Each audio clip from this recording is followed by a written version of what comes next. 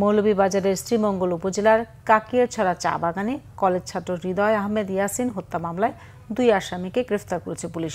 উদ্ধার করা হয়েছে হত্যাকাণ্ডে ব্যবহৃত গামছা, স্কুল ব্যাগ, মোবাইল ও নিহতের সাথে থাকা মোটরসাইকেলটি। জেলা পুলিশের সংবাদ সম্মেলনে এসব তথ্য জানান police super MKH Jahangir Hossain. বলেন, ব্রাহ্মণবাড়িয়ার রাজাপুর এলাকায় অভিযান চালিয়ে মোহাম্মদ কাজল মিয়া এবং মোহাম্মদ সিরাজুল ইসলামকে গ্রেফতার করা হয়। এরা দুজনই মাদকাসক্ত। পরে তাদের আদালতে সোপর্দ করা হয়েছে। নিহত হৃদয় আহমেদ ইয়াসিন কমলগঞ্জ সরকারি কলেজের একাদশ শ্রেণীর ছাত্র ছিলেন এবং শ্রীমঙ্গল কালীঘাট রোড এলাকায় ওয়াইফাই অপারেটর হিসেবে কাজ করতেন। অনলাইন জুয়ায় আসক্ত হয়ে তিনি বন্ধুদের কাছ থেকে টাকা ধার নেন।